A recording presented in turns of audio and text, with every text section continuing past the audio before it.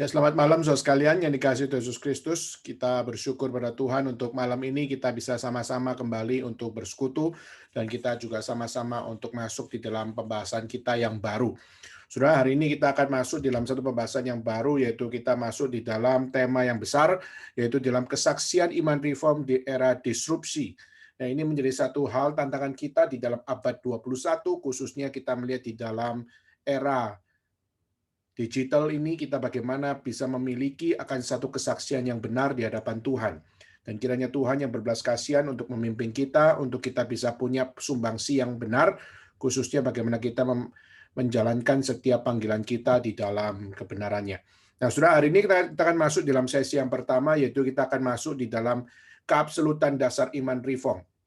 Nah, tapi sebelumnya kita akan masuk di dalam doa dan kiranya Tuhan yang memimpin kita semua supaya kita senantiasa di dalam Tuhan, kita dipersiapkan oleh Tuhan untuk bagaimana kita punya jiwa bersaksi sebagai orang yang beriman kepada Tuhan, yang berakar di dalam firman, dan berjuang di dalam kuasa Injil untuk kita sama-sama mengerjakan segala apa yang diperkenan Tuhan di era disrupsi ini.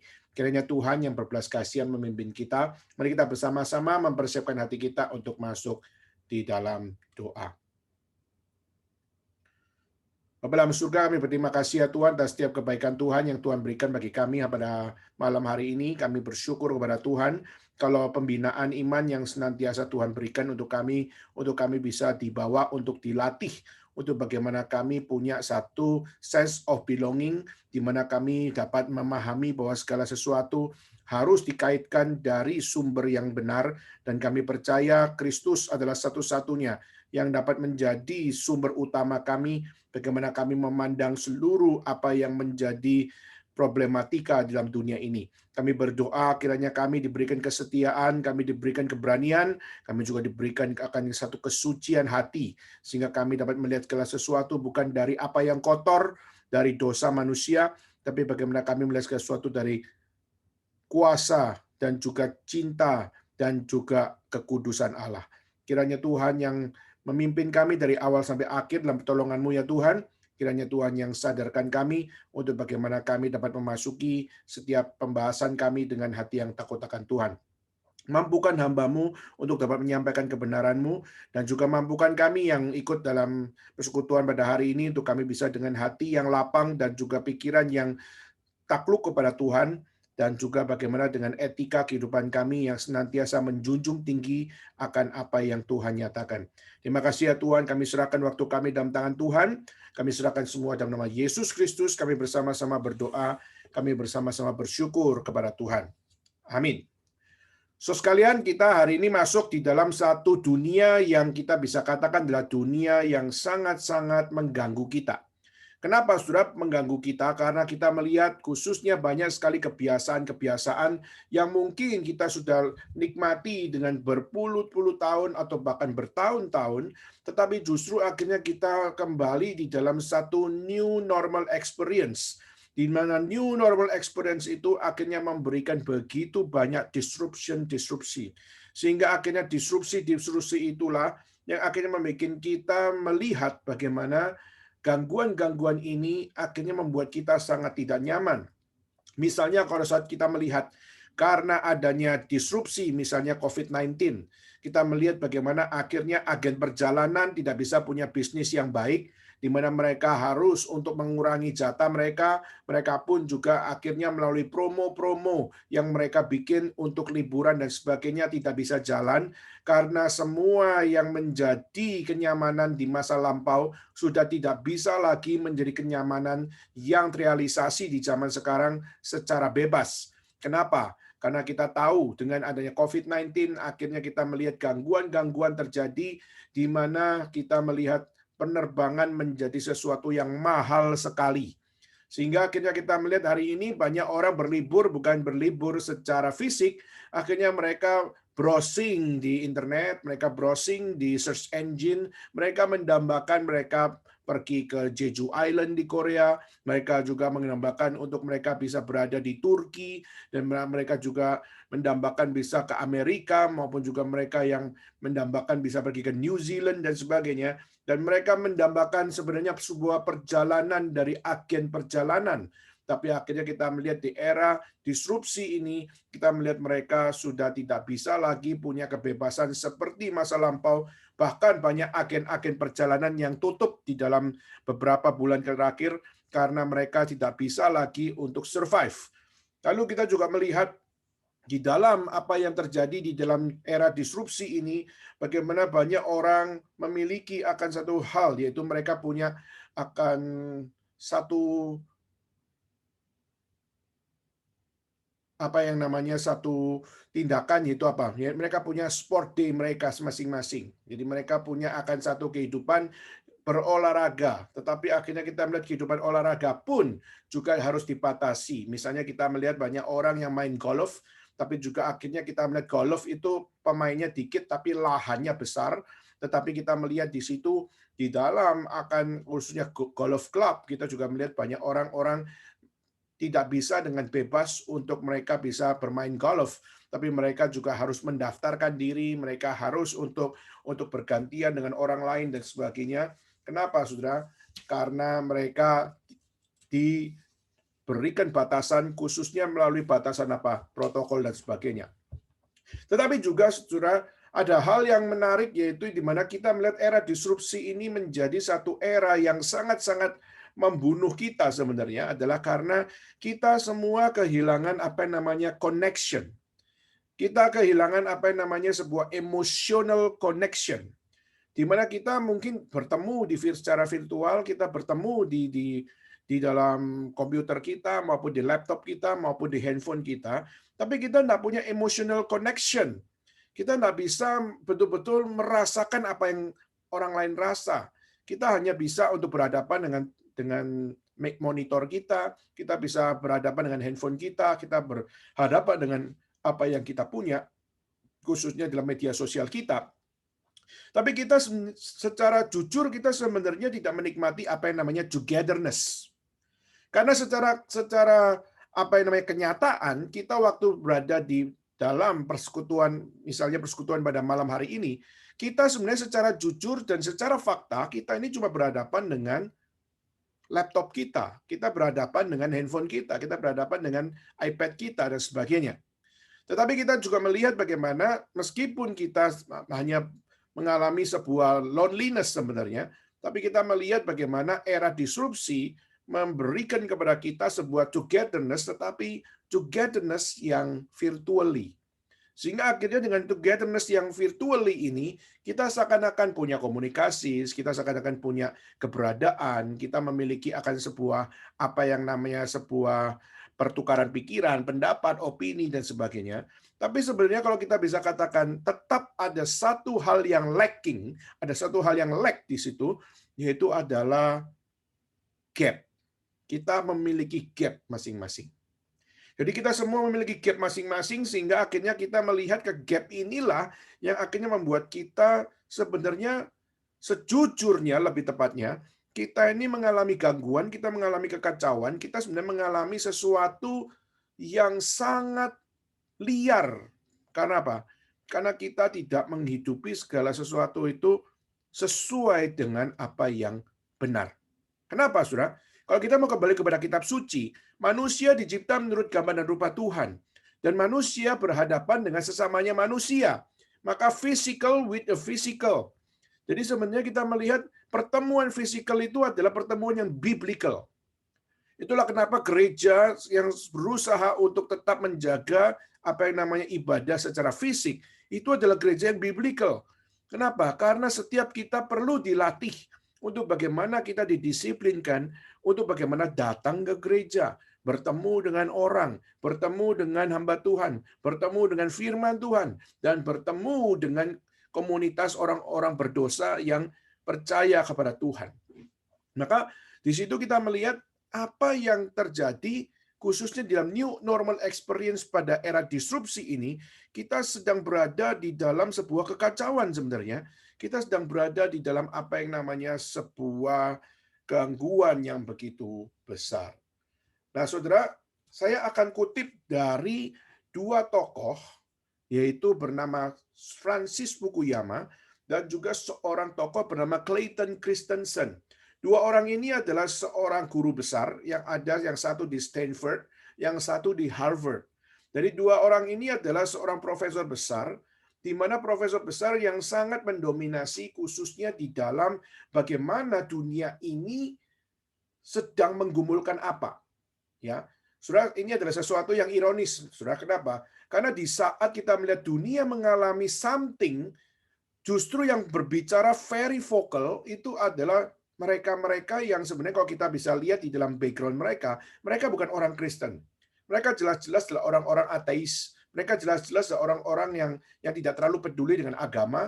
Mereka juga tidak terlalu peduli dengan apa yang terjadi, khususnya di dalam iman agama atau iman religius. Jadi mereka sebagai orang-orang sekuler, tetapi mereka di tahun 90-an mereka sudah berbicara tentang disruption.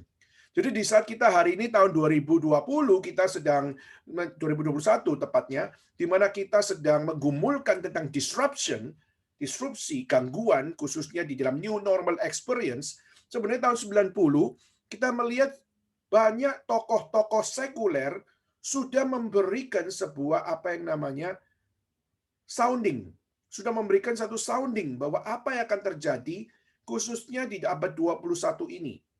Nah, Saudara, akhirnya ini menjadi satu pertanyaan. Apakah berarti kita melihat dunia sudah tidak butuh lagi hamba Tuhan, dunia tidak butuh lagi gereja, dunia tidak butuh lagi akan nabi yang diurapi Tuhan, khususnya menjalankan kenabian tentunya. Apakah sudah tak perlu lagi segala sesuatu yang bersifat spiritual ini? Karena kita melihat justru di dunia sekuler, orang-orang sekuler muncul dan mereka juga bicara tentang apa yang menjadi sebuah future yang akan terjadi. Jadi Saudara, ini sesuatu yang kita lihat banyak orang hari ini sudah tidak lagi mau ke gereja, mereka tidak mau lagi untuk percaya kepada Tuhan karena bagi mereka manusia bisa mengkira-kira kok. Manusia bisa membuat akan apa yang namanya interpretasinya. Dan manusia bisa untuk melakukan sebuah studi atau melakukan sebuah research untuk apa yang akan terjadi di masa depan. Bukan sekedar bicara tentang masa lampau atau bicara masa sekarang. Nah, Saudara, dua orang ini bicara tentang satu tema yang sama, yaitu mereka bicara tentang disruption.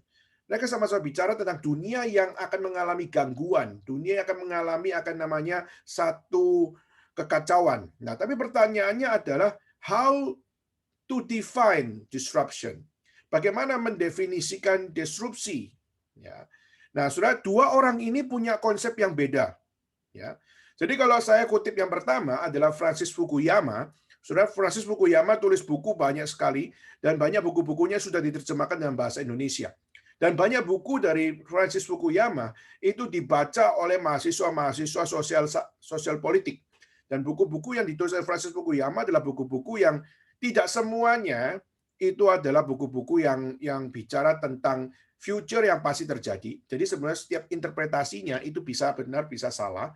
Tetapi dia adalah orang yang berani untuk memberikan sebuah direction, tetapi direction yang bukan benar, tetapi direction yang sebenarnya dia berharap itu benar. Ya. Nah, bagi Francis Fukuyama, dia tulis buku yaitu The Great Disruption tahun 99.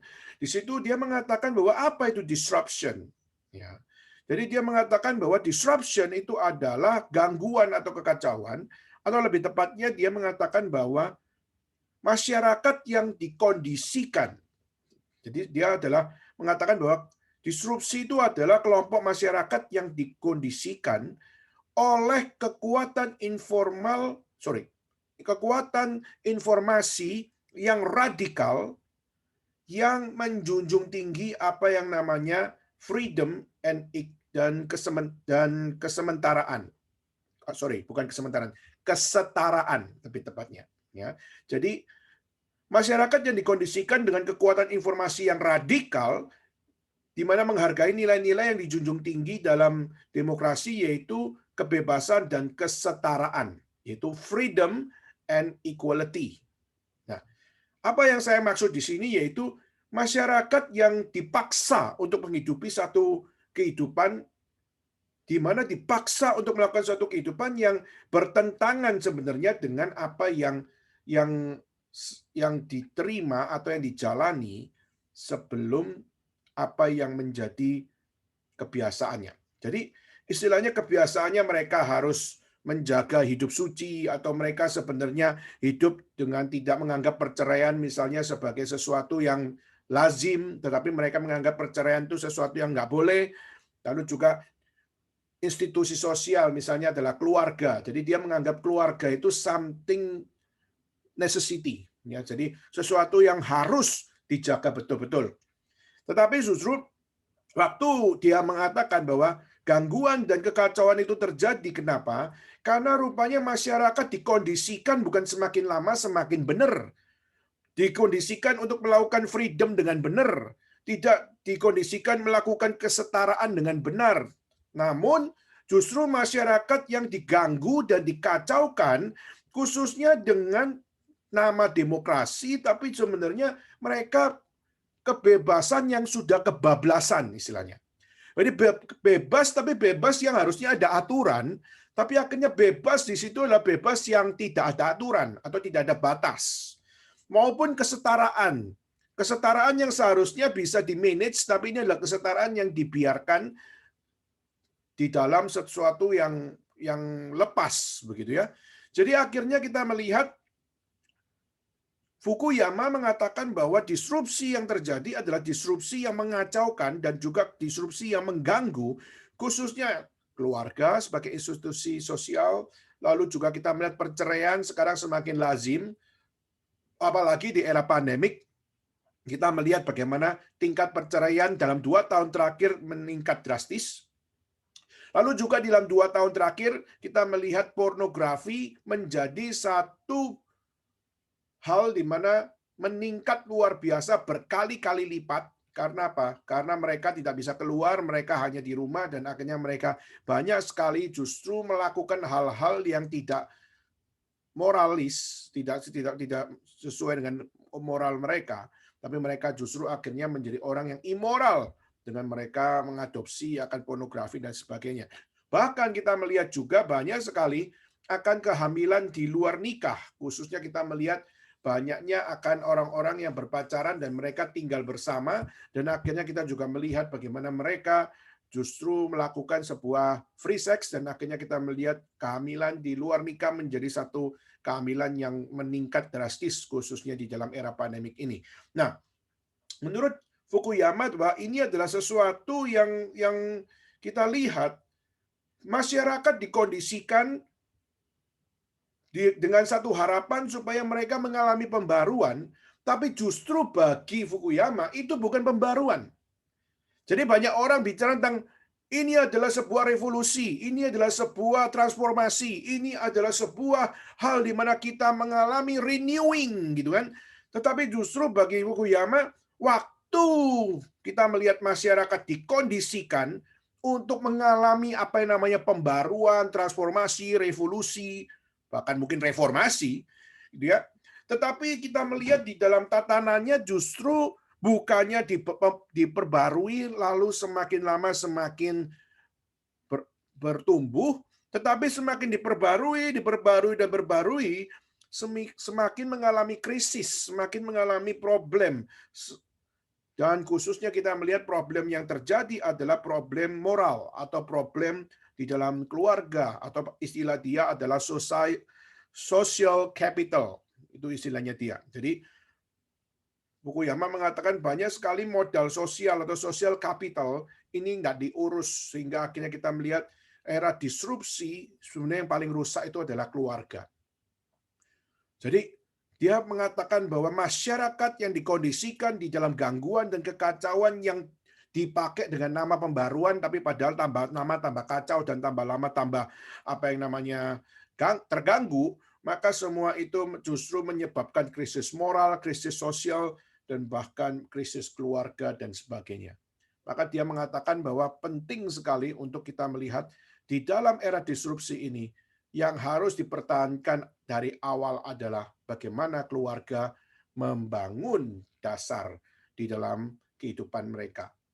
Karena saudara, kalau keluarga sudah tidak menjadi penting, maka mereka di saat hanya menganggap bahwa pekerjaan penting, atau studi penting, atau juga apa yang namanya satu pencapaian itu penting.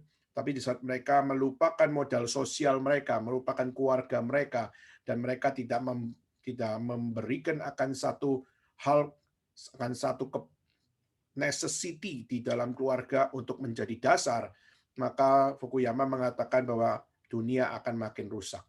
Nah, saudara, sebenarnya omongan dari Fukuyama adalah sesuatu yang logis luar biasa. Kenapa, saudara? Karena kita melihat hari ini, khususnya di era pandemik ini, berapa banyak keluarga-keluarga yang rusak, saudara. Kita melihat semakin di dalam era obat 21 ini, apalagi tahun 2021 ini, kita melihat bagaimana banyak sekali kita lihat di berita-berita keluarga-keluarga yang rusak luar biasa. Kita melihat banyak keluarga-keluarga yang mengalami akan satu hal di mana mereka sudah tidak bisa lagi punya kecintaan kepada anak, di mana akhirnya anaknya sendiri diperkosa oleh ayahnya sendiri. Dan kita melihat bagaimana seorang anak bisa membunuh papanya sendiri. Kita melihat bagaimana ayahnya sendiri yang menyiksa akan anaknya sendiri. Dan ini kita melihat khususnya di era pandemik ini, di dalam 2 tahun terakhir, ini sungguh-sungguh adalah satu highlight, sesuatu yang sungguh-sungguh setiap hari kita bisa lihat peningkatan kekerasan dan sebagainya. Dan ini kita melihat kalau dari teori Fukuyama, disruption itu akan menjadi sesuatu yang serius di saat keluarga rusak. Di saat keluarga rusak, maka komunitas akan rusak, maka masyarakat akan rusak. Dan di situ juga kalau sudah rusak di dalam masyarakat, maka di dalam pemerintah juga bisa rusak. Dan sudah pemerintah rusak, maka seluruh dunia bisa rusak. Nah, ini sudah, maka Francis Fukuyama mengatakan, we need the great reconstruction. Jadi kita harus untuk punya satu jiwa untuk reconstruct. Reconstruct itu apa? Jiwa reconstruct itu jiwa membangun. Jadi kita harus mulai membangun dari nol. Dan yang bagi dia nol itu adalah social capital, yaitu adalah keluarga harus dibangun. Keluarga harus dibangun, hubungan relasi orang tua dengan anak harus dibangun, dan hubungan antara kakak dengan adik dibangun, dan semua ini dibangun dengan saudara-saudara dibangun, dan bagaimana semuanya dengan satu keyakinan mereka jalani kehidupan mereka keluarga dalam menghadapi dunia yang penuh dengan gangguan dan penuh dengan kekacauan. Keluarga tidak terganggu. Keluarga tidak terkondisikan. Keluarga tidak mengalami kerusakan. Nah, dia mengatakan bahwa social capital ini penting luar biasa, dan kalau hari ini mengalami akan kecacatan, mengalami akan satu hal, mengalami sebuah problematika dan sebagainya, we need the great reconstruction on family atau on social capital. Harus ada satu terobosan untuk membangun apa yang penting di dalam keluarga. Jadi kalau kita bisa katakan, Fukuyama justru mengatakan banyak keluarga-keluarga yang hari ini gagal adalah karena mereka kosong. Karena mereka terjangkit dengan gangguan kekacauan dan juga terjangkit dengan begitu banyak akan problematika dunia. Sehingga akhirnya kita melihat keluarga-keluarga yang mungkin di dalam abad yang lampau mereka begitu survive, tapi pada saat di abad ini mereka justru mengalami akan distortion. Akhirnya mereka waktu mengalami distortion, akhirnya mereka juga menjadi orang-orang yang kehilangan harapan. Dan waktu mereka sudah kehilangan harapan, akhirnya mereka sudah nggak pengen hidup lagi. Dan karena nggak pengen hidup lagi, maka begitu banyak tingkat bunuh diri, maupun juga tingkat perceraian, maupun kehamilan di luar nikah, maupun juga krisis-krisis sosial terjadi. Jadi disrupsi atau disruption bagi Fukuyama lebih bersifat sesuatu yang negatif. Dan harus ada sebuah perjuangan untuk memiliki jiwa untuk reconstruction. Punya jiwa reconstruct, jiwa untuk membangun. Dan di situ dimulai dari keluarga. Nah, tapi sekarang kita melihat berbeda dengan siapa yang namanya Clayton Christensen. Nah, Clayton Christensen ini juga seorang profesor dari Harvard. Kalau yang tadi dari Stanford, yang ini dari Harvard. Nah, dia mengatakan bahwa disruption itu jangan dibaca sebagai gangguan. Jangan dibaca sebagai kekacauan. Kalau kamu membaca di dalam perspektif kekacauan, kegangguan, maupun dikondisikan gitu ya, maka bagi Clayton Christensen ini itu sesuatu yang akan truly troubling, istilahnya itu make trouble gitu ya, akan membuka pintu permasalahan. Nah, maka Clayton Christensen dia tulis buku yaitu The Innovator Dilemma, yaitu dia mengatakan bahwa kita jangan hidup di dalam apa yang namanya satu bayang-bayang gangguan atau bayang-bayang kekacauan. Tapi kita harus belajar dari bayang-bayang gangguan atau bayang-bayang kekacauan ini untuk bagaimana kita membangun apa yang namanya disruptive innovation. Jadi penekanannya adalah inovasi. Ya. Jadi dia menekankan bagaimana disruptive innovation itu perlu menjadi satu good news. Jadi kita jangan terjebak pada disruption-nya, tapi kita justru harus one step ke depan. Dan one step ke depan yaitu apa? Apa yang bisa kita kerjakan. Dan yang kita kerjakan adalah kita make innovation. Bagaimana kita membuat inovasi. Dan bikin inovasi itu bukan sesuatu yang nothing. Kenapa? Karena kita bisa bikin inovasi demi kemajuan umat manusia. Jadi justru di era pandemik, khususnya di era disruption, kita bisa make more observation. Kita bisa make more research. Kita bisa make more idea. Kita bisa bikin banyak hal khususnya untuk melakukan inovasi-inovasi baru. Misalnya industri, misalnya bisnis, misalnya ekonomi. Bagaimana segala sesuatu itu akhirnya kita kaitkan dengan teknologi dan akhirnya kita bikin make it online. Jadi akhirnya kita melihat yang dilakukan adalah online world. Jadi dunia bisa menjadi virtual world. Jadi akhirnya segala sesuatu nggak perlu kita tergantung. Misalnya kita kalau mau bikin kaos misalnya, kita bikin kaos kita nggak perlu pergi ke toko kaos, tapi kita cukup melalui online. Misalnya kita pakai Tokopedia atau kita pakai Shopee dan sebagainya. Dan kita lihat industri teknologi jalan kok, yaitu adalah dengan virtual, online. Jadi online itu adalah good news. Maka jangan kita melakukan ini sebagai totally disruption atau totally failure atau totally adalah sesuatu hal yang buruk. Misalnya juga bisnis, bagaimana bisnis kamu mau cari makan nggak perlu pergi ke restoran, tapi kamu juga bisa melalui Gojek, GoFood maupun juga melalui yang lain dan sebagainya. Ekonomik juga sama, mau cari barang sudah lebih cari JD.com atau cari apa yang namanya Lazada dan sebagainya. Jadi akhirnya kita melihat Clayton Christensen lebih positif menghadapi apa yang namanya disruption. Jadi kalau Fukuyama dia lebih peduli dengan core-nya dari disrupsi itu adalah kalau manusia dirusak, khususnya keluarga dirusak, maka dunia akan hancur. Maka perlu reconstruction. Tapi bagi Clayton Christensen, dia tidak peduli dengan apa yang menjadi hal yang digumulkan oleh Fukuyama, tapi dia justru menganggap, lihat hasilnya dulu dong. Kita lihat disruption ini memang mengagetkan, memang membuat kita jadi repot dan sebagainya. Tapi lihat, ada sebuah disruptive innovation. Dan innovation itu yang harus kita terus utamakan. Dan inovasi inilah yang akan membuat kita hidup lebih maju dan sebagainya. Ya, Saudara, di satu sisi yang lain kita melihat Clayton Christensen, dia orang yang sangat positif, tapi coba saudara melihat, dengan adanya inovasi online, bukankah berarti online harus berperang melawan offline? Jadi kita melihat hari ini misalnya, kita kok hanya mau beli buku saja. Kita mau beli buku misalnya, kita biasanya pergi ke Gramedia beli. Biasanya kita pergi ke sana, kita lihat dan akhirnya kita bisa membaca sedikit apa yang ada. Kalau ada buku yang plastiknya sudah dibuka, paling enggak kita bisa baca-baca sedikit, setelah kita oke baru kita ambil. Tetapi kita melihat dunia online tidak, jadi dunia dia cuma tawarkan buku yang sama tetapi tidak ada ininya, tidak ada preface-nya dan sebagainya. Dan semua itu akhirnya kita melihat hari ini penjualan buku online dengan penjualan buku secara offline Secara jujur akhirnya kita temukan bahwa banyak orang lebih cenderung untuk membelinya secara online.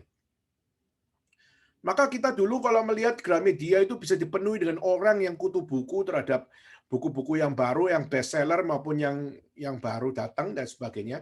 Tapi sekarang kita melihat Gramedia tidak terlalu penuh. Gramedia tidak menjadi tempat yang sangat-sangat bisa menjadi satu kenikmatan orang-orang beli buku. Tapi sekarang kita melihat banyak orang-orang justru memakai kesempatan online untuk membeli buku, dan akhirnya kita melihat juga banyak dari mereka dengan membeli buku di online itu menjadi satu hal yang memberikan efisiensi dan sebagainya. Nah, maka sekali lagi Saudara, online akhirnya menjadi sebuah inovasi, tetapi online mau tidak mau harus berperang melawan offline. Maksudnya offline bisnis gitu ya. Sehingga akhirnya kita melihat hari ini, misalnya di dalam beberapa bulan terakhir kita melihat supermarket demi supermarket satu demi satu mulai tutup, Saudara. Misalnya kita melihat Giant tutup, Saudara. Dan kita melihat bagaimana ada beberapa dari Hero supermarket juga tutup. Meskipun Hero masih ada, Saudara, tetapi ada beberapa toko yang sudah tutup. Lalu juga Giant semua tutup. Dan kita melihat supermarket mega besar itu mereka semua satu persatu tidak bisa survive. Kenapa? Karena mereka juga berhadapan dengan online supermarket. Di mana online supermarket juga selain mereka menawarkan secara online, mereka memberikan kemudahan, bahkan mereka juga menawarkan ongkos kirim yang free, sehingga akhirnya kita melihat juga banyak sekali akan usaha-usaha offline itu mengalami sebuah kematian. Ya. Jadi satu sisi Clayton Christensen menawarkan sebuah inovasi, tetapi Fukuyama justru memberikan sebuah warning bahwa inovasi itu bisa berbahaya, inovasi itu bisa merusak, dan inovasi itu pun bisa membuat masyarakat bukannya tambah lama tambah benar, tapi bisa membuat masyarakat tambah kacau. Nah, Saudara, akhirnya banyak orang membawa diri untuk apa? Kita pilih siapa ini? Kita pilih Fukuyama yang lebih serius, yang lebih kepada sesuatu yang reflektif gitu, atau Clayton Christensen yang lebih futuristis, yang lebih berpikir maju dan sebagainya. Ya, Saudara, perdebatan ini masih berjalan, Saudara, sampai sekarang kita melihat bagaimana orang berusaha untuk menilai akan apa yang namanya disruption mengalami abad 21, khususnya kita melihat di dalam kehidupan digital ini, bagaimana kita menghadapinya, khususnya di dalam setiap tantangan-tantangan ini. Nah, Saudara, kita kenapa perlu untuk membahas ini, Saudara? Karena kita sekarang tinggal di dalam dunia yang penuh dengan disruption. Kita sekarang hidup dalam dunia yang penuh dengan gangguan. Seperti kita hari ini, kita seharusnya persekutuan di gereja, kita seharusnya persekutuan adalah di rumah Tuhan, tapi akhirnya kita hari ini mengalami disruption, yaitu kita sekarang secara virtually, kita mengadakan persekutuan. Sebenarnya kalau kita bisa jujur mengatakan bahwa ini tidak sehat dan ini tidak wajar. Tetapi Saudara, ini pun menjadi sesuatu langkah temporary yang kita lakukan, karena apa? Karena kita tahu bahwa teknologi pun adalah budak. Jadi kita bisa memperbudak apa yang namanya teknologi untuk pekerjaan Tuhan, tetapi bukan berarti kita mengabsolutkan akan disruption ini menjadi satu-satunya jalan untuk kita. Jadi ini hanyalah sebuah salah satu temporary way kita, tapi bukan menjadi the absolute way untuk kita. Jadi ini perlu menjadi penekanan dalam diri kita masing-masing. Kenapa kita harus menjadikan semuanya ini bukan di dalam absolute way, tapi justru di dalam apa yang namanya temporary way, karena kita hidup di dalam dunia ini, dan hidup kita dalam dunia ini mengalami begitu banyak akan revolusi-revolusi yang begitu serius.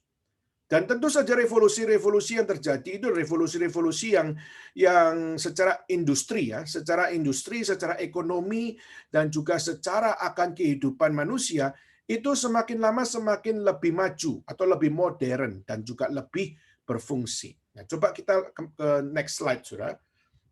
Nah, kalau kita melihat di dalam next slide, kita melihat di situ ada satu timeline.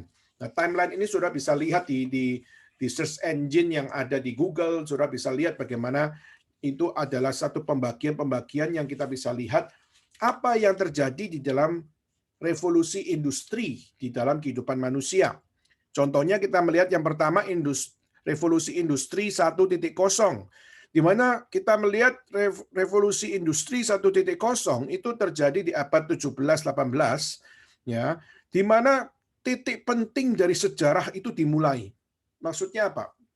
Maksudnya di dalam dunia modern ya, kita melihat bagaimana penemuan-penemuan itu begitu banyaknya. Ya, bukan berarti di zamannya Mesir atau di zamannya Aztec maupun juga di zamannya akan suku Maya dan sebagainya tidak ada penemuan-penemuan, ada sudah. Tapi maksud saya adalah di dalam dunia modern. Di dalam dunia modern, revolusi industri khususnya di dalam 1.0 itu mengalami satu penemuan-penemuan yang luar biasa yang justru dapat memberikan support kepada masyarakat. Contohnya adalah penemuan yang pertama yaitu the spinning jenny. Itu adalah mesin pemintal benang. Sudah, itu satu hal yang ditemukan di dalam industri 1.0. Lalu juga ditemukan juga the power loom, yaitu adalah alat tenun mekanik listrik. Ini juga ditemukan di abad 17-18. Lalu juga ada yang namanya the cotton gin, yaitu adalah alat pemisah biji kapas. Ya, ini juga salah satu penemuan yang luar biasa. Lalu juga ada mesin uap, saudara. Kereta api itu juga menjadi sesuatu yang penemuan terbesar waktu itu, yaitu mesin uap, saudara. Jadi ini menjadi satu kemajuan di industri 1.0 menunjukkan bagaimana manusia mengalami kemajuan. Jadi dulu manusia ya harus bergantung sama kuda atau harus bergantung kepada kereta misalnya kereta kuda gitu ya, itu untuk sebagai transportasi. Tapi akhirnya kita melihat di industri 1.0, akhirnya kita melihat bagaimana mekanik menjadi sesuatu yang tren waktu itu. Jadi sesuatu yang berbau mekanik, sesuatu yang berbau uap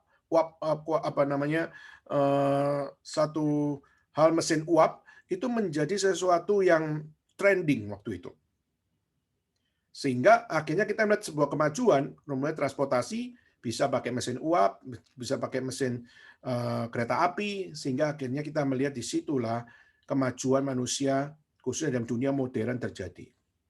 Lalu akhirnya kita lompat ke industri 2.0. Nah, 2.0 mengalami kemajuan lagi di dalam abad 1870 di situ, di mana kita melihat penemuan listrik, khususnya kita melihat Thomas Alva Edison menjadi salah satu orang yang sangat brilian, khususnya bagaimana menemukan listrik. Lalu kita juga melihat Graham Bell yang juga menemukan telepon, lalu ada yang menemukan gelombang radio, lalu ada yang menemukan telegraf dan juga menemukan kode Morse. Lalu juga seperti Wright Brothers yang akhirnya menciptakan pesawat, maupun juga Henry Ford yang bikin mobil. Tapi mobilnya masih mobil yang model jadul gitu ya. Nah, itu adalah sesuatu yang akhirnya menjadi penemuan yang besar kedua kali di dalam industri 2.0 di dalam abad 18 ya, abad 18-19 gitu ya. Dan kita melihat bagaimana mereka bukan sekedar menemukan mobil, menemukan pesawat, menemukan telegraf, menemukan akan gelombang radio, telepon maupun listrik, tapi mereka melakukan mass production. Tapi mereka melakukan pengembangan, mereka memproduksi dan mereka membagikan kepada massa, mereka memberikan kepada masyarakat untuk menikmati listrik, menikmati telepon, menikmati radio, menikmati telegraf, menikmati pesawat, menikmati mobil. Mereka menerima sebuah mass production. Jadi konsumsi publik akhirnya menjadi sesuatu yang membangun. Ya, saudara, maka ini menjadi sesuatu yang sangat-sangat indah, yaitu apa? Dunia akhirnya mulai gemerlap, dunia mulai terang dengan adanya lampu yang ditemukan oleh Edison. Dan nanti kita juga melihat ada juga namanya Tesla, di mana Tesla yang sekarang kita kenal sebagai bikin mobil listrik, tapi sudah di zaman Tesla pun juga membuat akan satu hal, yaitu dia menciptakan listrik. menciptakan untuk bagaimana membuat satu kehidupan yang ditentukan oleh listrik dan sebagainya. Ya. Jadi kita melihat industri 2.0 lebih lagi memberikan sebuah luapan penemuan sehingga akhirnya orang bisa melihat produksi dari kenikmatan dari penemuan itu dinikmati oleh lebih banyak orang. Jadi kalau dulu kita melihat industri 1.0 itu hanyalah dinikmati oleh siapa? Ya oleh orang-orang yang berbisnis atau oleh orang-orang yang orang kaya. Kenapa? Orang kaya yang naik kereta kan? Orang kaya yang naik kereta api dan mesin-mesin uap itu dinikmati oleh segelintir orang. Tapi justru industri 2.0 itu lebih kepada mass production. Jadi nggak cuma orang kaya, bukan cuma orang berduit saja, tapi juga orang biasa pun bisa menikmati apa yang namanya misalnya listrik, misalnya telepon, misalnya gelombang radio, dan sebagainya, dan sebagainya, sebagainya. Nah, maka industri 2.0 itu luar biasa memberikan sebuah hawa baru. Tentu saja pasti ada yang ketinggalan. Bahkan kita harus jujur, di Indonesia saja hari ini masih ada tempat belum ada listrik. Contohnya di Papua. Di Papua kita justru melihat ada dusun-dusun, ada daerah-daerah yang tidak ada listrik masuk ke sana.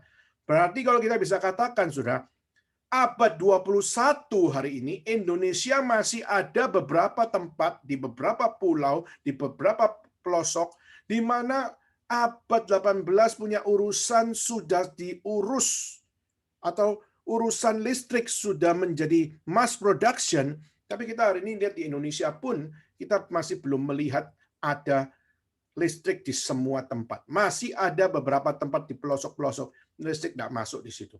Berarti kalau kita bisa katakan orang-orang yang dapat listrik di Papua atau di pulau-pulau yang lain yang terpelosok dan sebagainya, itu sebenarnya orang yang secara kehidupan mereka ketinggalan banyak, Saudara. Kalau nggak ada listrik berarti nggak ada internet. Karena nggak ada internet berarti tidak ada berita baru yang terupdate. Mereka tidak akan menerima sebuah informasi-informasi yang baik atau tidak menerima informasi-informasi yang cepat dan sebagainya. Nah, maka Saudara, kalau sekarang kita melihat di Indonesia sendiri masih ada yang industri 2.0 saja tidak terpenuhi, bagaimana kita bisa mengatakan bahwa Indonesia itu maju? Nah, Saudara, ini satu hal yang serius yang harus dipikirkan untuk bagaimana kita sebagai orang-orang Indonesia harus peduli juga terhadap pendidikan, harus peduli juga dengan bagaimana memajukan masyarakat dan sebagainya. Oke, kita nggak bicara itu, tapi kita akan lompat juga ke industri 3.0. Industri 3.0 itu lebih kepada tahun 69-an, ya, di mana di situ kita melihat revolusi digital terjadi. Ya. Kita melihat segala sesuatu mulai otomatis, segala sesuatu kita melihat mobil dulu, mobil hanya pakai manual, tapi sekarang kita melihat di industri 3.0 segala sesuatu mulai menuju kepada sesuatu yang bersifat otomatis. Jadi akhirnya mobil otomatis, nanti sepeda motor otomatis. Nah, kita melihat itu sudah mulai akan satu penemuan-penemuan di situ. Lalu kita juga melihat komputer sudah mulai muncul. Tentu saja bukan seperti sekarang, tapi zaman dulu kita melihat permulaan komputer, yaitu mulai dengan mungkin layarnya warna hijau gitu ya, nggak seperti sekarang bisa warna-warni. Dulu mungkin cuma satu warna. Nah, Saudara, akhirnya komputer mulai muncul, lalu internet mulai muncul, lalu green technology mulai muncul. Lalu kita melihat bagaimana segala sesuatu menjadi bersifat mesin atau segala sesuatu mulai bersifat elektronik. Nah, Saudara, ini menjadi sesuatu yang terjadi, khususnya kita melihat dunia semakin otomatis, dunia semakin mulai maju dengan segala teknologi komputer dan sebagainya. Ya. Dan Saudara, tentu saja di dalam revolusi industri yang ketiga, kita melihat bagaimana tren yang terjadi yaitu adalah tren bagaimana saat dunia mulai maju di saat mereka mulai membangun industri-industri dengan teknologi. Maka disitulah teknologi dimulai. Maksudnya teknologi yang bersifat digital itu mulai. Jadi kita melihat digital teknologi mulai dari industri 3.0, di mana 3.0 di situ mereka mulai untuk mengkaitkan seluruh kehidupan kita, seluruh industri, seluruh apa yang menjadi kehidupan manusia dikaitkan dengan apa yang namanya teknologi. Dan akhirnya kita melihat mulai muncul elektronik, handphone mulai muncul, walaupun dulu handphone yang muncul bukan yang touchscreen seperti sekarang atau yang mungkin bisa slip atau flip ya, tapi justru kita zaman dulu tuh handphonenya besar-besar bentuknya. Nah, itu penemuan-penemuan yang kita bisa katakan itu spektakuler di dalam revolusi industri 3.0. Nah, akhirnya kita sekarang berada di dalam industri 4.0. Nah, di dalam 4.0 kita melihat inilah luapan keberhasilan teknologi, di mana kita akhirnya melihat segala sesuatu bersifat cyber, jadi cyber physical system, yaitu sistem seluruh dunia ini terconnecting, ya, mengalami connected, semua di dalam sebuah efisiensi operasional. Ya, jadi akhirnya semua itu connect, semua networking, semua terjalan, dan akhirnya kita melihat kita pun hari ini bisa melakukan segala sesuatu dimanapun kita berada.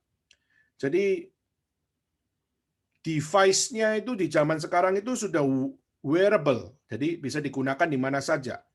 Jadi saudara dengan wearable device, maka saudara menjalani satu kehidupan yang tidak perlu misalnya kalau saudara buka email, maka saudara harus buka alamat emailnya tetap di komputer.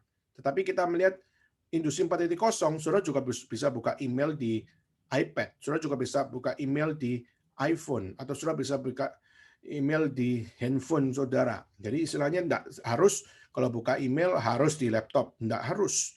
Akhirnya device-device yang kita miliki akhirnya connected semuanya. Akhirnya segala sesuatu menjadi efisien. Misalnya kita bayar bensin dan sebagainya bisa pakai kartu kredit atau bisa memakai akan barcode dan sebagainya.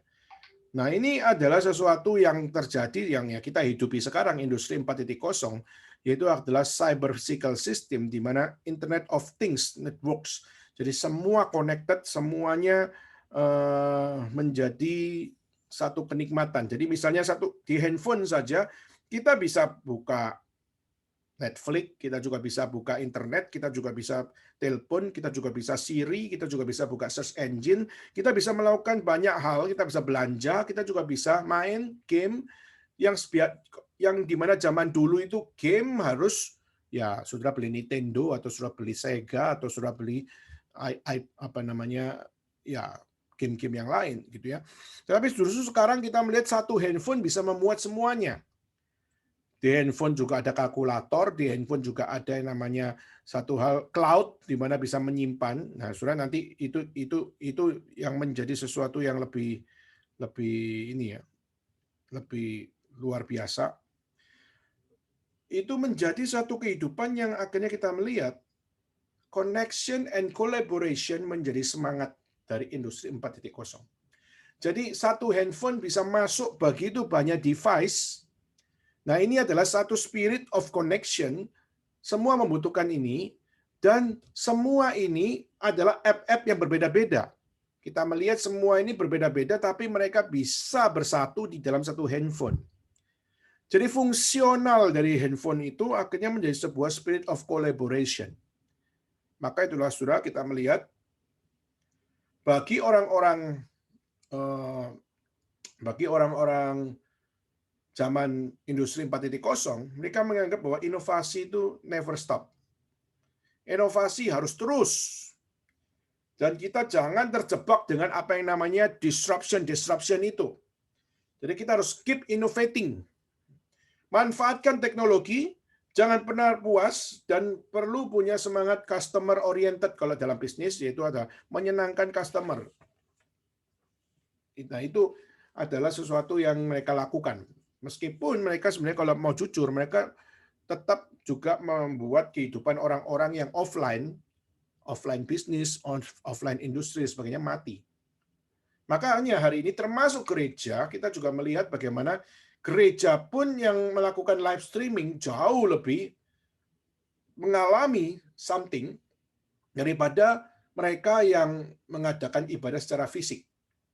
Jadi kalau kita bisa katakan ibadah fisik dengan ibadah online jauh kita bisa lihat bagaimana orang-orang itu khususnya bisa memiliki jumlah viewer yang luar biasa begitu banyaknya, ya. Tapi mereka nggak ke gereja. Sedangkan kita melihat gereja-gereja yang tidak menganggap live streaming menjadi terlalu penting, tapi yang mementingkan fisik, akhirnya menjadi gereja yang kurang populer. Nah, saudara, itulah kenapa kita melihat banyak sekali akan perjuangan-perjuangan seperti ini adalah perjuangan-perjuangan yang gampang-gampang susah untuk menjadi sesuatu hal yang diperjuangkan. Tetapi bagaimanapun ini adalah sesuatu yang penting untuk kita bisa melihat first thing first-nya. Oke, nah sekarang kita lompat ke selain industri 1.0, 2.0, 3.0, 4.0, kita melihat di tahun 2017 Perdana Menteri dari Jepang, yaitu adalah bernama Shinzo Abe. Dia mengumumkan bahwa sekarang waktunya kita berada dalam satu zaman yang namanya Society 5.0. Ya, mungkin bisa slide berikutnya. Ya, jadi dia menekankan bahwa sekarang kita jangan terjebak hanya dalam revolusi industri. Tapi sekarang mari kita menjadi masyarakat 5.0. Di mana masyarakat 5.0 adalah masyarakat yang kita bangun dengan human center, yaitu kita sama-sama berpusat pada manusianya, based on technology, yaitu adalah dengan kita teknologi 4.0 itu kita maksimalkan lebih lagi, untuk bagaimana kita semua bisa segala sesuatu yang kita lakukan more and more wearable. Lebih lagi dan lebih lagi bisa dipakai, dinikmati, dan berguna bagi masyarakat. Nah, penekanan dari Shinzo Abe yaitu apa? Mari kita hidup diatur oleh satu, yaitu apa? Hidup diatur oleh big data. Jadi kalau kita melihat sekarang ada cloud, lalu juga ada yang namanya satu hal bagaimana big data itu adalah sesuatu menyimpan segala sesuatu, sehingga akhirnya pada saat kita mungkin waktu cari barang, kita pakai apa yang namanya Tokopedia misalnya, lalu dia bisa membaca kita, lalu dia bisa kira-kira tahu kamu sukanya apa, lalu akhirnya dengan big data itu memberikan beberapa apa yang namanya satu kemudahan bagi kita supaya apa? Kita diberikan penawaran-penawaran yang kira-kira cocok sama kita. Nah, itu dikontrol dari mana? Itu dikontrol dari big data. Dari big data membaca kamu dan makanya mengetahui apa yang ada pada hobi kamu, kesukaan kamu, dan sebagainya. Dan kamu waktu mencari sesuatu, maka dia akan berusaha untuk memudahkan kita untuk apa? Bisa mencari barang yang kita mau, misalnya. Jadi kadang-kadang kenapa kita waktu misalnya buka Tokopedia atau buka Shopee, kita tiba-tiba bisa lihat, tuh, ini barang yang gua mau kok tiba-tiba bisa muncul di sini ya. Dan akhirnya dia bisa tawarkan dengan begitu cepat ya. Itu karena the power of big data. Ya. Lalu juga sudah big data juga memberikan satu hal yang sangat-sangat wearable. Misalnya apa? Sekarang lagi booming yaitu CCTV, Saudara. Maka rumah yang biasanya tidak pasang CCTV, akhirnya rumah bisa pasang CCTV. Dan waktu Saudara pasang CCTV, Saudara bisa online dengan handphone Saudara. Jadi misalnya Saudara punya CCTV, Saudara beli, lalu Saudara taruh CCTV Saudara di rumah, lalu Saudara pergi ke kantor atau Saudara pergi ke sekolah, lalu Saudara juga bisa ngecek dari handphone Saudara, bagaimana Saudara waktu lihat rumah ada maling atau tidak, atau misalnya Saudara punya bayi, apakah bayi Saudara itu nakal atau tidak, atau dia sedang berada dalam bahaya atau tidak, dan sebagainya. Bisa ngecek dari handphone. Nah, ini adalah wearable device dari Society 5.0. Bahkan sekarang kita melihat penemuan yang terbaru adalah mobil Wuling, misalnya Wuling Almas yang baru muncul 2021. Kita melihat salah satunya adalah Saudara bisa menyalakan mobil Wuling Almas adalah dari handphone Saudara. Bahkan waktu Saudara ada di luar negeri pun, mobilnya ada di Indonesia.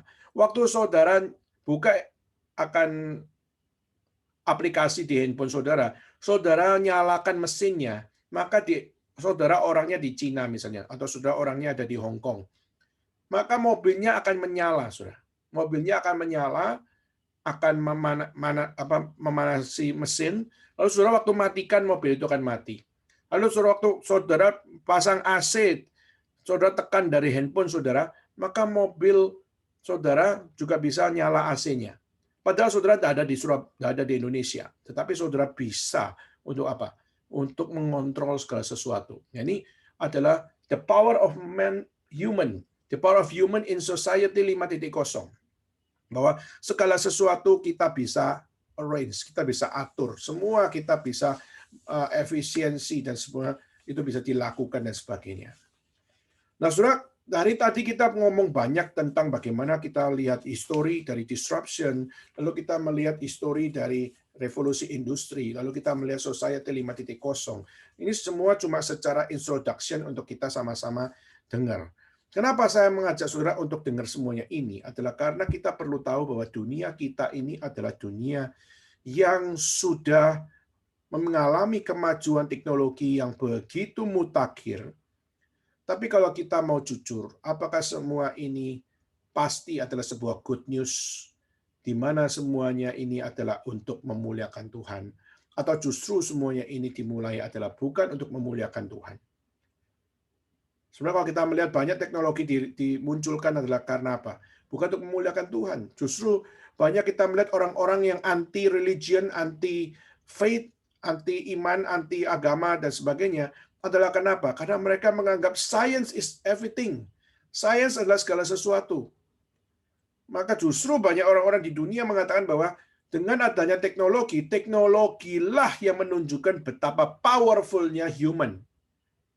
Betapa hebatnya manusia, sehingga karena hebatnya manusia, sebenarnya nggak perlu Tuhan.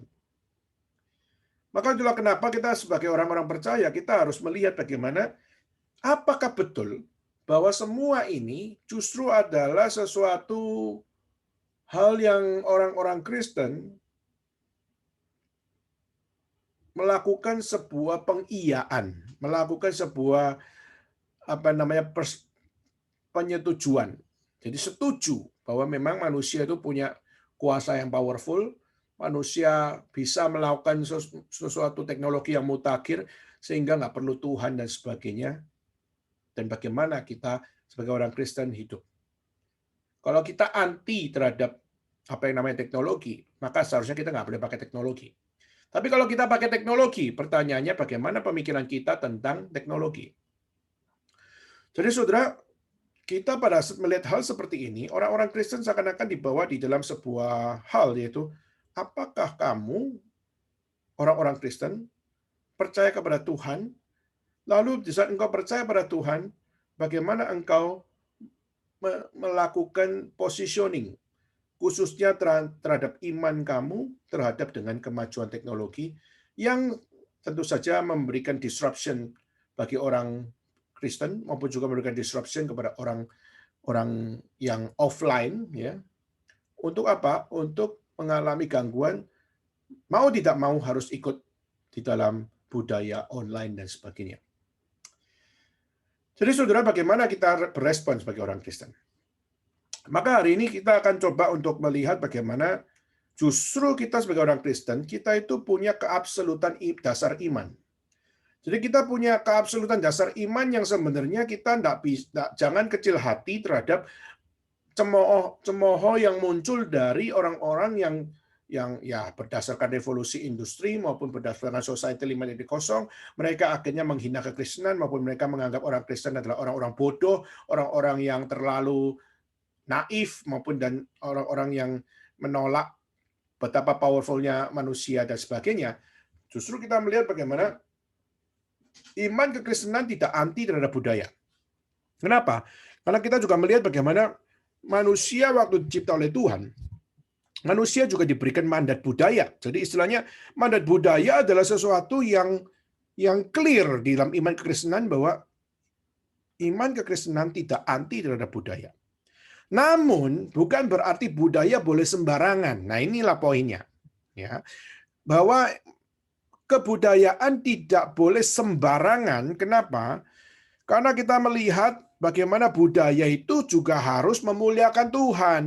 Bukan budaya yang sekedar memuliakan diri, tapi harus menjadi satu budaya yang memuliakan Tuhan. Maka itulah kenapa waktu kita melihat dengan revolusi 1.0, 2.0, 3.0, 4.0, maupun society 5.0, lalu kita melihat perdebatan tadi Francis Fukuyama dengan Christensen, bagaimana kita bisa melihat bagaimana pentingnya teknologi. Saudara perhatikan kalimat ini. Pentingnya teknologi dikawal oleh dasar iman. Jadi budaya itu tidak bisa sembarangan dibiarkan liar, tapi budaya harus dikawal sesuai dengan perspektif Tuhan Allah. Jadi itulah kenapa orang Kristen tidak boleh merasa bahwa kita tidak pernah menghasilkan budaya. Salah. Ingat, manusia yang bisa menghasilkan budaya itu adalah manusia yang dicipta oleh Tuhan Allah. Jadi semangat mereka dan juga apa yang menjadi hasil di dalam budaya mereka itu bukan milik mereka secara pure, tapi semua itu adalah dari Allah.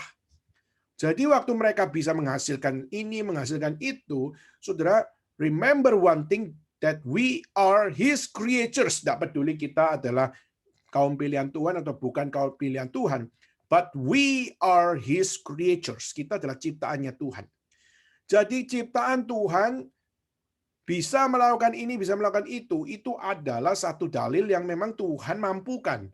Tetapi bukan berarti kita membiarkan segala sesuatunya itu out from context. Dan akhirnya mereka berbudaya, tapi mereka menganggap dirinya adalah sang budaya itu sendiri. Itu totally wrong.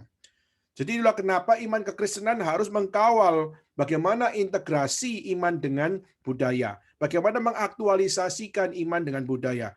Bagaimana bisa down to earth, yaitu bagaimana bisa nyampe kepada grassroots, bagaimana bisa nyampe kepada orang-orang di garis akar rumput. Ya, maka perlu dikawal, Saudara. Nah, pertanyaan dikawal dengan apa? Ya, perlu dikawal dengan apa? Maka Saudara, kita perlu untuk mengkawal dengan iman yang berpusat kepada Tuhan, dan dalam hal ini adalah teologi. Maka teologi itu adalah kebutuhan utama. Jadi budaya pun, teknologi pun butuh teologi. Jadi teologi harus jadi core bagi semua bidang, termasuk teknologi dan termasuk adalah kebudayaan.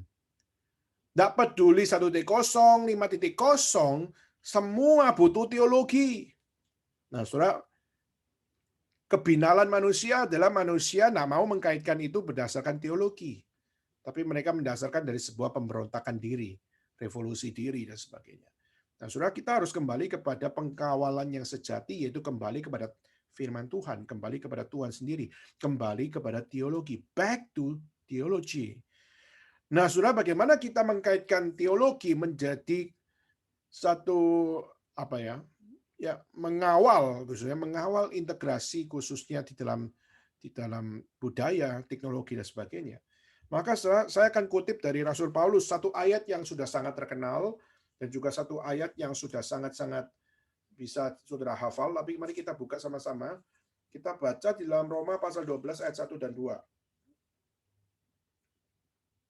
Roma pasal 12 ayat 1 dan 2, saya akan bacakan saudara sekalian.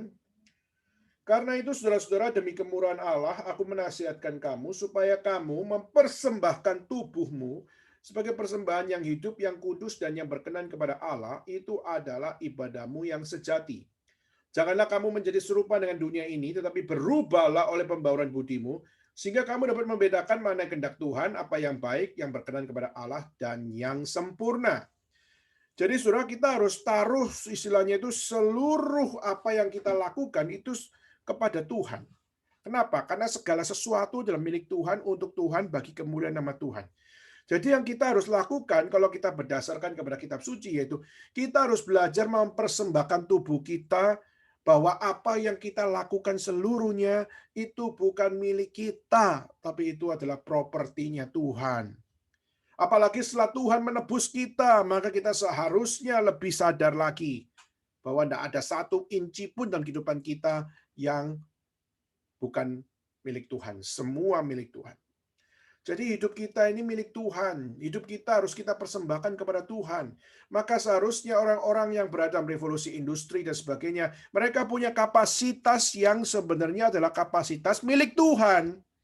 Dan kapasitas milik Tuhan itu mereka bisa lakukan, mereka bisa hasilkan, tapi mereka klaim diri sebagai orang-orang yang memampukan menemukan ini, menemukan itu, dan sebagainya. Padahal kalau kita lihat, manusia seharusnya sadar segala sesuatu adalah milik Tuhan, dan kita seharusnya hanyalah mempersembahkan tubuh kita kepada Dia, karena memang segala apa yang ada pada diri kita, kalau bukan dari Tuhan, dari siapa lagi?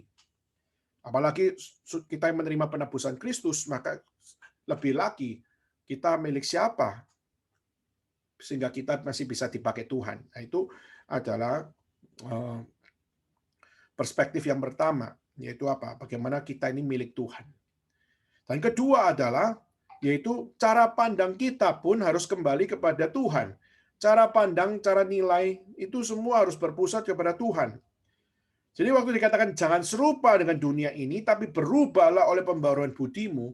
Pembaruan budi itu bukan kelakuan doang loh ya, tetapi pembaruan budi itu adalah cara pandang, world view, yaitu bagaimana kita memandang kebenaran, bagaimana kita menghidupi kehidupan benar, lalu bagaimana kita membaca satu kehidupan yang problematika, lalu gimana kita dengan akal budi, kita dengan emosi, dan kita dengan etika, kita melakukan segala sesuatu dengan benar. Jadi kita lihat ayat yang muncul dalam Roma pasal 12 ayat 1 dan 2 ini sudah menjadi dasar bagi kita seharusnya untuk apa? Menyadari bahwa kita jangan terjebak dengan orang-orang yang ya menamakan dirinya penemu, yang menamakan dirinya adalah menjadi orang yang berhasil dan sebagainya. Tapi keberhasilan mereka pun kalau nggak ada Tuhan semua itu nggak akan mungkin. Jadi itulah kenapa, saudara, di dalam hidup manusia perlu ada satu penjelasan yang tepat tentang, dan saya paparkan di layar, yaitu adalah 4 pertanyaan dasar. 4 pertanyaan ini harus tepat dijawab. 4 pertanyaan ini harus tepat untuk digumulkan. 4 pertanyaan ini adalah sesuatu yang harus untuk dapat dipahami dan dihidupi dengan benar. Kalau enggak, maka 4 pertanyaan dasar ini akan menjadi satu trouble bagi kita, khususnya di dalam kita memandang segala sesuatu dari Tuhan untuk Tuhan bagi kemuliaan nama Tuhan. Jadi kalau kita melihat pertanyaan dasar yang pertama yaitu siapakah saya? Who am I? Nah, saudara, kalau kita sadar siapakah saya yang sejati adalah saudara menyadari bahwa saudara adalah seorang yang memiliki hidup, saudara memiliki identitas, saudara memiliki jati diri, saudara memiliki dedikasi, ya. Dan semua itu adalah dari Tuhan. God as creator and we are his creatures. Ini adalah sebuah proklamasi bahwa saudara tidak bisa ganti. Meskipun kita dilahirkan dari orang tua kita. But God as creator and we are his creatures. Maka Tuhan adalah dasar dari segala sesuatu di dalam identitas kita, di dalam jati diri kita, di dalam dedikasi kita. Dialah satu-satunya yang menjadi keindahan dalam jati diri, identitas, maupun dedikasi hidup kita. Jadi kita kalau nggak bisa jawab ini, kita main who am I, ya just me, gitu kan. Maka itu pertanyaan yang nggak terjawab, dan itu pertanyaan yang salah dan yang dijawab dengan salah, maupun sebuah pertanyaan yang sebenarnya memalukan. Karena apa? Karena engkau nggak tahu jawabannya, tapi kau anggap diri tahu dan sebagainya. Pertanyaan kedua yaitu tentang where am I? Aku ada di mana di sini? Nah, saudara, kita tahu bahwa sebenarnya kalau kita adalah manusia dicipta oleh Tuhan, seharusnya kita tahu kita dalam dunia yang sempurna. Tapi akhirnya kita juga tahu kenapa saya bisa hidup dalam dunia nggak sempurna. Karena ya kita tahu bahwa karena diri kita yang jatuh dalam dosa.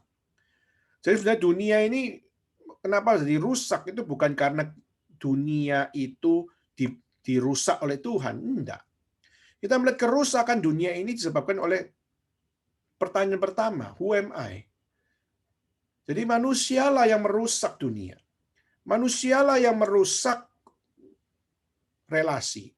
Manusialah yang merusak akan apa yang menjadi komunikasi. Dan manusialah yang merusak apa yang menjadi budaya. Nah, saudara, maka itulah kenapa mandat budaya penting. Maka mandat Injil, mandat budaya itu penting. Kenapa? Karena kau tinggal dalam dunia yang sudah rusak. Dan kalau kamu dalam dunia yang sudah rusak, kamu tetap hidup rusak. Kamu tidak akan menjalankan apa yang Tuhan nyatakan. Nah, Tuhan berikan mandat Injil. Tuhan berikan mandat budaya. Untuk apa? Supaya kita di dalam dunia yang rusak, kita mempersembahkan hidup kita kepada Tuhan karena kita milik Tuhan, dan kita tidak serupa dengan dunia karena kita serupa dengan Kristus, dan kita harus hidup seperti Kristus di dalam dunia yang rusak ini. Ketiga yaitu what is the problem? Nah, masalah utamanya adalah bukan sekedar dosa saja, dosa itu bukan sekedar sebuah perbuatan. Sebenarnya the very fragile problem itu adalah apa? Adalah manusia terpisah dari Allah.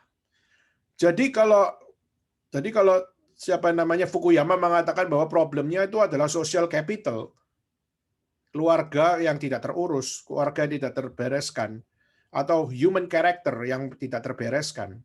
Ya. Kalau menurut kita justru Alkitab mengajarkan bahwa bukan itu problemnya. Memang manusia berdosa, makanya social capital bisa rusak. Memang manusia berdosa, makanya human character bisa rusak. Tapi sebenarnya kerusakan yang paling rusak adalah manusia terpisah dari Allah. Manusia sudah tidak mau lagi doa, sudah tidak mau lagi ke gereja, sudah tidak mau lagi persekutuan, sudah tidak mau lagi memiliki akan spiritual relation with God. Dan itulah yang terjadi pada manusia. The real problem itu deity, kerohanian, ketuhanan. Manusia sudah nggak peduli lagi dengan ketuhanan. Mereka cuma peduli dengan kemanusiaan, tapi mereka tidak peduli dengan apa namanya ketuhanan. Maka mereka terus terpisah dengan Tuhan, terpisah dengan Tuhan, terpisah sama Tuhan, sehingga akhirnya relasi mereka tidak mengalami intimacy with God. Atau dalam teologi tidak ada namanya mystical union with God. Tidak ada itu. Dan what is the remedy? Apa solusinya? Maka tanpa Kristus, ya mana mungkin manusia bisa diselamatkan. Tanpa Kristus, mana mungkin manusia mengalami penebusan. Tanpa Kristus, maka mana mungkin mengalami, kalau pinjam istilah Fukuyama adalah reconstruction, mengalami reconstruction. Atau mengalami restorasi. Mengalami pembangunan imago Dei. Manusia sudah jatuh dalam dosa bisa bertobat dan menerima Tuhan sebagai juru selamat dan hidup suci dan hidup benar dan hidup berkenan di dalam Tuhan. Maka saudara, inilah sesuatu problem terbesar. Maka itulah kenapa teknologi harus dikawal oleh Christian faith. Karena teknologi itu milik Tuhan, bukan milik manusia.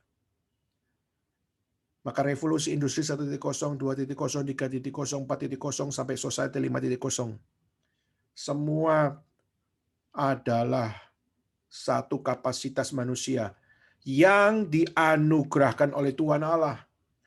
Maka siapa bilang orang Kristen tidak boleh pakai internet? Karena ditemukan sama orang yang bukan Kristen. Mengapa manusia justru, khususnya orang Kristen, tidak boleh akan melakukan akan satu hal, misalnya pakai teknologi, misalnya beli barang pakai Taobao atau pakai apa yang namanya Lazada atau pakai Tokopedia. Kenapa orang Kristen justru tidak boleh pakai listrik? Listrik itu juga adalah satu hal di mana manusia bisa menghasilkan itu karena kapasitas Tuhan. Jadi siapa bilang orang Kristen justru sudahlah, kamu terima mentahnya saja. Terimalah bahwa manusia itu bisa menghasilkan ini itu. Science adalah sesuatu yang mendasari seluruh apa yang terjadi dalam perkembangan teknologi, ilmu pengetahuan, dan sebagainya. There is no God. Apakah itu adalah sesungguhnya good news? That was the bad news. Maka the good news is only by Christ.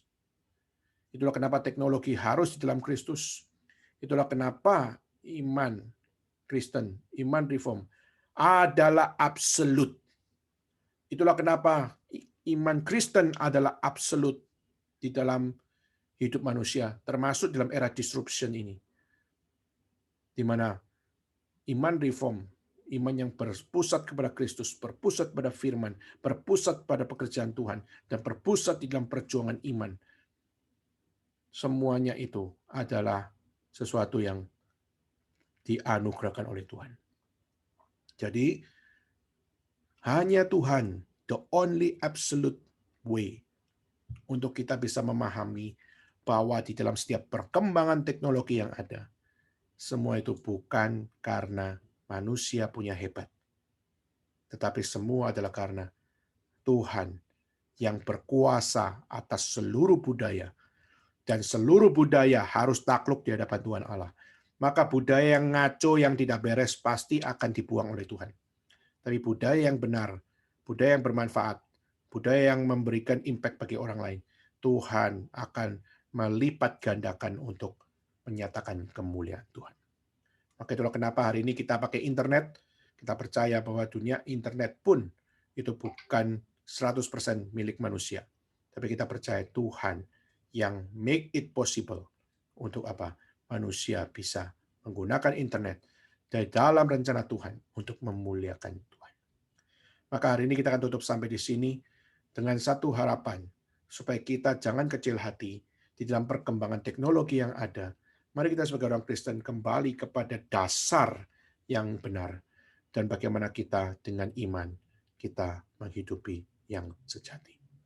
Baik saudara, maka sekali lagi, bukan karena social capital Fukuyama, bukan karena human character dari Christensen yang menjadi problem, tapi the real problem adalah manusia terpisah dari Allah. Kiranya Tuhan mengingatkan kita untuk kita jangan menjauhi pertemuan-pertemuan rohani, jangan kita menjauhi Tuhan Allah, tapi kita mari bangun relasi kita, bangun akan saat teduh kita, bangun akan satu persekutuan kita, dan juga bangun ibadah kita, dan juga kita bangun akan spiritual mystic with God dengan seserius mungkin, dengan sungguh-sungguh bagi Tuhan. Kiranya Tuhan memberkati kita semua. Mari kita tutup sama-sama di dalam doa. Dan saya minta saudari Jasmine bisa berdoa untuk kita semua. Jika memungkinkan, saudara Jasmine bisa berdoa untuk penutup. Apakah memungkinkan, Jasmine? Iya kok. Ya, silakan. Mari kita berdoa. Bapa kami yang di surga, terima kasih Tuhan untuk waktu di malam ini di mana kami dapat kembali mendengar firman-Mu. Kiranya Tuhan firman yang telah disampaikan oleh Pendeta Daniel tadi tidak hanya lewat begitu saja di telinga kita, tapi juga dapat sampai kepada otak dan pikiran kita sehingga kami dapat menjalani kehidupan yang lebih benar lagi di hadapan Engkau, yang lebih lagi berkenan di hadapan Engkau ya Tuhan. Tolong pimpinlah setiap kami, dan juga untuk waktu kami selanjutnya kami mau serahkan ke dalam tangan-Mu. Kiranya Tuhan Engkau sendiri yang memimpin. Hanya dalam nama Tuhan Yesus kami telah berdoa. Amin. Amin. Oke, sekalian kita bersyukur untuk sesi yang pertama ini.